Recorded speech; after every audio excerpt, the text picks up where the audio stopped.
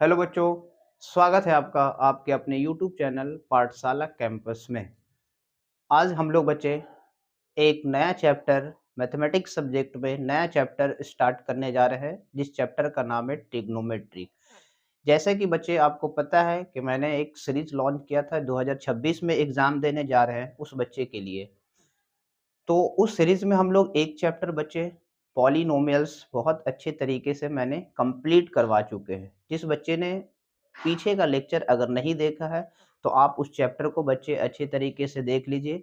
उसमें कंटेंट के साथ साथ क्वेश्चन लेवल यानी कि टाइप 1 से लेकर हर टाइप वाइज क्वेश्चन करवा चुके हैं और एमसीक्यू भी करवाया है बच्चे, वो भी प्रीवियस ईयर एमसीक्यू भी मैंने करवाया है और इम्पोर्टेंट क्वेश्चन भी करवाए हैं, तो आप उसको जरूर देखें। तो आइए हम लोग बच्चे आज का नया चैप्टर ट्रिग्नोमेट्री। ट्रिग्नोमेट्री एक ऐसा चैप्टर है बच्चे जिसके हायर क्लासेस में भी बहुत ज़्यादा यूज़ है। आप 11th में जाओगे वहाँ भी पढ़ोगे, 11, 12, ग्रेजुएशन, इवन कोई भी वनडे कॉम्पिटिटिव एग्जाम में आप ट्रिग्नोमेट्रिक चैप्टर से क्वेश्चन देखने को मिलता है बच्चे। ये इस चैप्टर का एग्जाम पॉइंट ऑफ व्यू से बहुत ज़्यादा वेटेज है, बहुत वेटेज है बच्चे। मतलब इस चैप्टर से एग्जाम में बहुत ज़्यादा नंबर पूछा जाता है, लगभग में 15 से 16 मार्क्स का भी पूछ लेता है बच्चे। ऑब्जेक्टिव में तो बहुत पूछता है और सब्जेक्टिव में 2-3 क्वेश्चन देखने को मिलेगा, 3 मार्क्स में और 5 मार्क्स में भी मिलता है बच्चे। तो आइए हम लोग बिना टाइम वेस्ट किए हुए इस चैप्टर का आगाज करते हैं। तो आइए बच्चे, सबसे पहले हम लोग बच्चे ट्रिग्नोमेट्री के बारे में जानेंगे कि सर एक्चुअल में ट्रिग्नोमेट्री है क्या। ट्रिग्नोमेट्रिक वर्ड का जो ओरिजिनेट हुआ है बच्चे, यानी कि उत्पत्ति हुआ है, एक ग्रीक वर्ड से हुआ है। ट्रिग्नोमेट्रिक सबसे पहला पॉइंट ये याद रखेंगे कि सर ट्रिग्नोमेट्रिक शब्द का जो उत्पत्ति हुआ है एक ग्रीक वर्ड से हुआ है। दूसरा पॉइंट बच्चे, ट्रिग्नोमेट्रिक 3 शब्दों से मिलकर बना है। ट्रिग्नोमेट्रिक कितने शब्दों से मिलकर बना है? 3 शब्दों से मिलकर बना है। पहला शब्द है बच्चे ट्राई, दूसरा है गोनो या फिर इसी को हम लोग बोलेंगे गोनिया, गोनो या गोनिया। तीसरा शब्द है मेट्रॉन यानी कि मेजरमेंट मेट्रॉन। अब ट्राई का क्या मतलब होता है सर? ट्राई का मतलब होता है 3, और गोनो या गोनिया का मतलब होता है सर कोन। गोनो या गोनिया का मतलब होता है कोन, और मेट्रॉन का मतलब होता है माप। मतलब सर ट्रिग्नोमेट्री का शाब्दिक अर्थ अगर हम लोग जाने तो 3 कोनों की माप। ट्रिग्नोमेट्रिक शब्द का, ट्रिग्नोमेट्री का अगर हम शाब्दिक अर्थ जाने बच्चे तो क्या हो जाएगा? 3 कोनों की माप। पहला पॉइंट हो जाएगा सर 3 कोनों की माप। 3 कोनों की माप ही ट्रिग्नोमेट्री कहलाता है। बच्चे हम इसको इस तरीके से भी लिख सकते हैं, त्रिभुज की माप भी बोल सकते हैं। त्रिकोणमिति का मतलब होता है त्रिभुज की माप भी कह सकते हैं, त्रिभुज की माप। अच्छा, इसका परफेक्ट मीनिंग अगर बोला जाए बच्चे, परफेक्ट मीनिंग तो आप इस तरीके से बोल सकते हैं, 3 कोण और 3 भुजाओं की माप। 3 भुजाओं की माप, ये आप बोल सकते हैं, 3 भुजाओं की माप। 3 भुजाओं की माप यानी कि त्रिकोणमिति जो होता है बच्चे, 3 कोणों की माप बोलिए या त्रिभुज की माप बोलिए या 3 कोण और 3 भुजाओं की माप ही क्या कहलाता है? ट्रिग्नोमेट्री यानी कि त्रिकोणमिति कहते हैं। आई होप बच्चे इसका बेसिक इंट्रोडक्शन आपको समझ में आया होगा।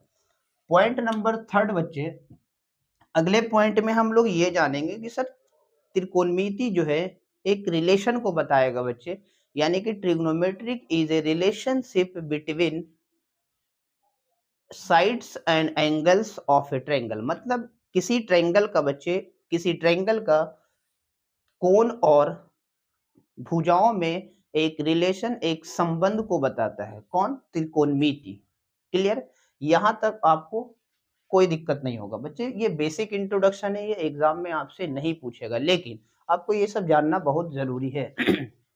अगले पॉइंट में ये जानेंगे बच्चे कि सर त्रिकोणमिति जो है सिर्फ और सिर्फ एक ट्रायंगल पे बेस्ड है, यानी कि सर ट्रिग्नोमेट्रिक जो है based on right angle triangle. आपसे कोई पूछेगा कि त्रिकोणमिति जो है सिर्फ एक ही त्रिभुज पे इर्द गिर्द घूमता है बच्चे, उस त्रिभुज का नाम है राइट एंगल ट्रायंगल यानी कि समकोण त्रिभुज। तो सबसे पहले हम लोग ये जानेंगे बच्चे कि एक्चुअल में समकोण त्रिभुज है क्या सर। तो आइए सबसे पहले हम लोग जानते हैं समकोण त्रिभुज के बारे में कि समकोण त्रिभुज क्या है। समकोण त्रिभुज का मतलब बच्चे ऐसा त्रिभुज जिसमें एक कोण 90 डिग्री का होना चाहिए, यानी कि सर समकोण त्रिभुज जिसको इंग्लिश में हम लोग बच्चे राइट एंगल ट्रायंगल बोलते हैं। क्या बोलेंगे?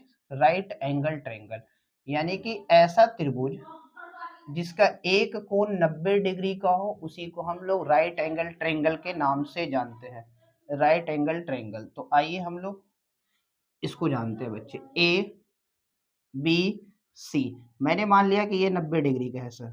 ये देखो राइट एंगल ट्रायंगल है तो ये 90 होगा ही होगा। अब इस राइट एंगल ट्रायंगल को अच्छी तरीके से समझना है। ऐसा त्रिभुज जिसमें एक कोण 90 डिग्री का हो उसी को ही हम लोग राइट एंगल ट्रायंगल बोलते हैं। सर 90 डिग्री के सामने वाला जो भुजा होता है ना उसी को हम लोग हाइपोटेनस, यानी कि हिंदी में इसको सर हम लोग कर्ण बोलेंगे। क्या बोलेंगे? कर्ण। यानी कि 90 डिग्री के सामने की भुजा को कर्ण यानी कि हाइपोटेनस, और जो लाइन वर्टिकल खड़ा, वर्टिकल मतलब लंबा खड़ा होना चाहिए, उसी को हम लोग परपेंडिकुलर के नाम से जानते हैं। हिंदी में इसे लंब के नाम से जानते हैं, लंब बोलते हैं। और जो लाइन बच्चे हॉरिजॉन्टल है मतलब लेटा हुआ लाइन है उसी को हम लोग बेस के नाम से जानते हैं, यानी कि आधार के नाम से जानते हैं। तो एक राइट एंगल ट्रायंगल में समकोण त्रिभुज में परपेंडिकुलर, बेस और हाइपोटेनस यानी कि लंब, आधार और कर्ल में एक रिलेशन है बच्चे। इस रिलेशन को आपको जानना है। पहला पॉइंट है सर कर्ण का स्क्वायर। क्या है? कर्ण का स्क्वायर बराबर लंब का स्क्वायर प्लस आधार का स्क्वायर। ये आपको एक रिलेशन है बच्चे। इस रिलेशन को आपको हर हाल में याद रखना है, क्योंकि जब हम क्वेश्चन बनाएंगे बच्चे तो ये आपको ये रिलेशन यानी कि ये फॉर्मूला आपको बहुत हेल्प करेगा।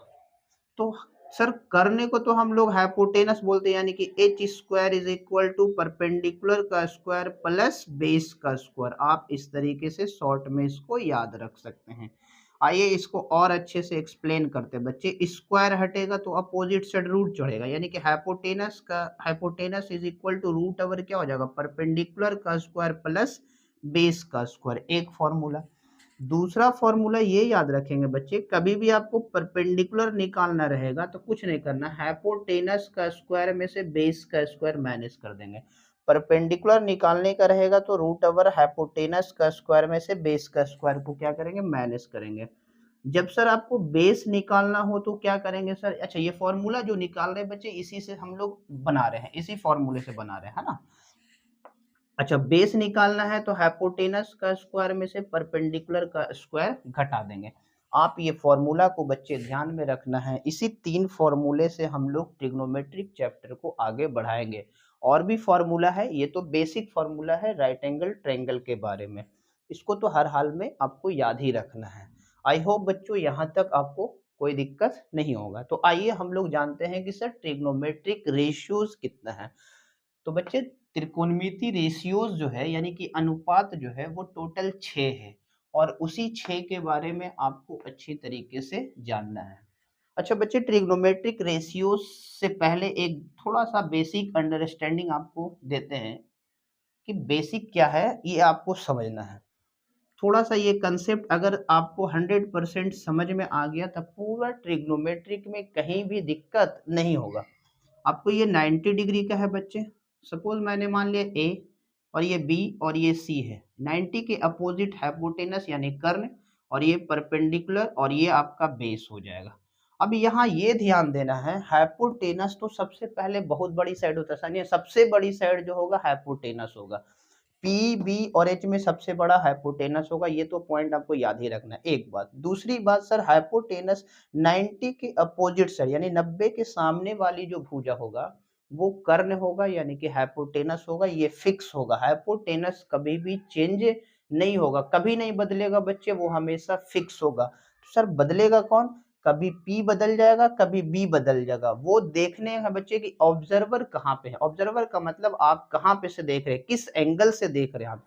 तो सपोज बच्चे अगर आप एंगल C से देखना चाहेंगे तो एंगल C से देखो। देखो हम यहाँ खड़े हो गए, अगर एंगल C से देख रहे हैं तो मेरे को उधर क्या लगेगा? अगर इधर देखेंगे बच्चे तो हमको लग रहा है एक बड़ा ऐसा टावर खड़ा है ना, लंबा ऐसा। तो इस एंगल के लिए ये सामने वाला जो होगा वो परपेंडिकुलर यानी कि लंब हो जाएगा। हमेशा याद रखना जिस भी एंगल से देखना है तो उसके सामने वाला भुजा जो है वो लंब हो जाएगा, और जिस एंगल पे वो एडजेसेंट है, एडजेसेंट का मतलब संलग्न भुजा है ना, एडजेसेंट भुजा मतलब इस एंगल बना हुआ है तो इसके बगल वाला जो भुजा होगा वो आधार हो जाएगा। जाहिर सा बात है ये लंब है तो बचा कौन, आधार। हाइपोटेनस तो फिक्स है। एक बात याद रखेंगे सर, एंगल सी से देखना है तो एंगल सी के सामने वाला हो जाएगा आपका लंब, एंगल सी है तो सी के सामने क्या हो जाएगा, लंब हो जाएगा, तो ये आधार हो जाएगा। लेकिन अगर सर अगर ए से देखेंगे तो ए से देखो, एक ए से अगर देखेंगे सर इस एंगल से अगर कोई ऑब्जर्वर देखता है तो इसके सामने क्या हो जाएगा, तो इसके सामने वाला लंब हो जाएगा।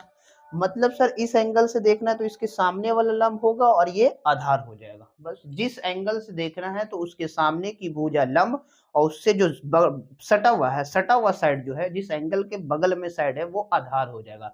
बस सामने देखना है तो लंब और नीचे वाला आधार हो जाएगा। आई होप बच्चों ये कंसेप्ट आपको क्लियर हो गया होगा। आइए अब देखो ये जो इंपॉर्टेंट पॉइंट बताया ना, इसी पॉइंट से हम लोग बहुत कुछ हेल्प मिलेगा।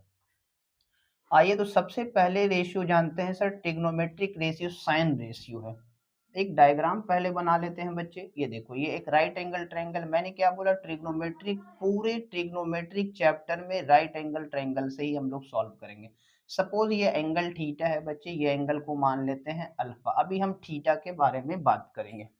तो साइन थीटा, उसके बाद एक आपको पढ़ने का है कॉस थीटा, दूसरा पढ़ने का है बच्चे टैन थीटा। आपको तीन याद रखना है, तीन इसका उल्टा होता है। मतलब साइन फंक्शन का उल्टा होता है कॉसेक, और कॉस का होता है बच्चे सेक, और टैन का होता है कॉट। बस तीन याद रखो, तीन ऑटोमेटिक याद रहेगा। तो साइन का जो रिलेशन होता है बच्चे वो परपेंडिकुलर अपॉन हाइपोटेनस का एक रेशियो देगा, है ना। कॉस जो होगा वो बेस अपॉन हाइपोटेनस। सर टाइन जो होगा, टाइन फंक्शन जो होगा वो परपेंडिकुलर अपॉन बेस। अच्छा साइन का उल्टा क्या होता है, तो आप बोलिएगा सर कॉसेक। साइन का उल्टा होता है सर कॉसेक थीटा, तो कॉसेक थीटा का मतलब उलट देंगे, यानी हाइपोटेनस ऊपर जाएगा, परपेंडिकुलर नीचे आएगा। कॉस का उल्टा होता है सेक फंक्शन, तो सेक हो जाएगा यानी कि उलट जाएगा, यानी कि हाइपोटेनस अपॉन बेस। सर टाइन का उल्टा जो होगा वो कॉट हो जाएगा, कॉट। कॉट का मतलब हो जाएगा बी अपॉन पी, यानी कि बेस अपॉन परपेंडिकुलर यानी कि लंब। ये 6 ट्रिग्नोमेट्रिक फंक्शन है बच्चे। इसको तो आपको हर हाल में याद ही रखना, क्योंकि पहला चैप्टर जो है इसी से कंप्लीट हो जाएगा, और इसके बाद भी और भी फॉर्मूले हैं। तो पहले आप ये 6 फॉर्मूला को ध्यान में रखना है, और इस 6 फॉर्मूला को अगर याद रखोगे बच्चे तो कम से कम यहाँ से 2 से 3 ऑब्जेक्टिव क्वेश्चन इसी फॉर्मूले से बन जाएगा। इसी फॉर्मूले पे बेस्ड 2 से 3 क्वेश्चन आपको ऑब्जेक्टिव में एकदम ऐसा ही बन जाएगा तुरंत, फ्री का मार्क्स है बच्चे, कुछ है नहीं। साइन थीटा का मतलब परपेंडिकुलर अपॉन हाइपोटेनस, तो कॉस थीटा का मतलब बेस अपॉन हाइपोटेनस, बेस का मतलब आधार बटा कर्ण। टैन थीटा का मतलब परपेंडिकुलर अपॉन बेस, मतलब सर लंब बटा आधार। बस इसी का उल्टा कर देना है। कॉसेक का मतलब हो जाएगा सर कर्ण बटा परपेंडिकुलर, यानी कर्ण बटा लंब, यानी कि हाइपोटेनस बाई परपेंडिकुलर। उसी तरीके से बच्चे सेक थीटा जो होता है एच बाई बी, एच का मतलब हाइपोटेनस यानी कर्ण, बी का मतलब आधार यानी कि बेस। कॉट थीटा का मतलब होगा सर बी अपॉन पी, यानी कि आधार बटा लंब। आई होप बच्चों ये आपको 6 ट्रिग्नोमेट्रिक फंक्शन याद है। अगर याद नहीं है बच्चे तो आप एक बार इसको जरूर रिमाइंड कर लो। क्लियर। तो आइए हम लोग इस पे एग्जाम्पल से समझते हैं सर, फिगर के अकॉर्डिंग इसमें किस टाइप से क्वेश्चन पूछेगा। सपोज बच्चे मान लेते हैं कि ये 5 सेंटीमीटर का है, क्लियर, और ये भुजा को मैंने मान लिया सर 12 सेंटीमीटर, और इस भुजा को मैंने मान लिया सर 13 सेंटीमीटर, 13 सेंटीमीटर। मैंने तीनों भुजा को मैंने पता कर लिया बच्चे। अच्छा हमेशा याद रखेंगे ट्रिग्नोमेट्रिक रेशियो तभी निकलेगा बच्चे जब तीनों फंक्शन मालूम होना चाहिए, मतलब तीनों रेशियोज मालूम होना चाहिए, मतलब सर लंब मालूम होना चाहिए, आधार मालूम होना चाहिए, और कर्ण मालूम होना चाहिए, तीनों गिवन होना चाहिए, है ना, परपेंडिकुलर बेस और हाइपोटेनस। तो आइए सबसे पहले हम लोग साइन थीटा के बारे में जानते हैं। तो सर साइन थीटा का पहले फॉर्मूला लिखो, पहला काम है बच्चे फॉर्मूला परपेंडिकुलर अपॉन हाइपोटेनस। अब देखना है कि सर ये कौन सा एंगल है, तो सर थीटा एंगल, तो थीटा एंगल तो यहाँ पे है ना, थीटा एंगल यहाँ है, सर थीटा के लिए परपेंडिकुलर कौन होगा, बस जिसके लिए निकालना है उसके सामने जाना है आपको। सर थीटा के लिए परपेंडिकुलर सामने वाला भुजा, थीटा के लिए परपेंडिकुलर जो होगा वो सामने वाला भुजा होगा। सामने वाला भुजा कहने का मतलब सर ए बी, सामने वाला भुजा कहने का मतलब सर ए बी। और हाइपोटेनस आपका हमेशा फिक्स होगा, वो 90 डिग्री के सामने होगा। सर 90 डिग्री के जो सामने होगा वो हाइपोटेनस यानी कि ए सी हो जाएगा। क्या हो जाएगा, एसी हो जाएगा, एसी। अब बताओ ए बी का वैल्यू कितना है, तो बोलिएगा सर 5 सेंटीमीटर, हाँ या ना। और एसी का क्या वैल्यू है, तो बोलिएगा सर एसी का वैल्यू तो 13 सेंटीमीटर है, बस 13 रख दो। सेंटीमीटर सेंटीमीटर खत्म हो जाएगा तो ये बचेगा 5/13। इस क्वेश्चन का आंसर हो जाएगा। और एक याद रखेंगे बच्चे, त्रिकोणमिति जो होता है वो मात्रकहीन होता है, मतलब उसमें यूनिट नहीं होता, यूनिट कैंसिल आउट हो जाता है, यानी कि यूनिटलेस होता है। क्लियर। दूसरा बच्चे यहाँ से आपसे पूछेगा कॉस थीटा, तो कॉस थीटा का फॉर्मूला होता है base upon hypotenuse. Base, base upon hypotenuse का मतलब बेस क्या है, सर थीटा के लिए बेस क्या, देखो थीटा के लिए लंब सामने वाला है तो बेस इसके जस्ट बगल वाला एडजेसेंट साइड, यानी कि एडजेसेंट साइड मतलब संलग्न भुजा कौन हो जाएगा, बस देखना है बगल वाला ही बेस हो जाएगा, यानी कि 12 सेंटीमीटर। 12 का मतलब इसको पहले नाम दे दो बच्चे, पहले आप बेसिक से समझिए एक दो बार।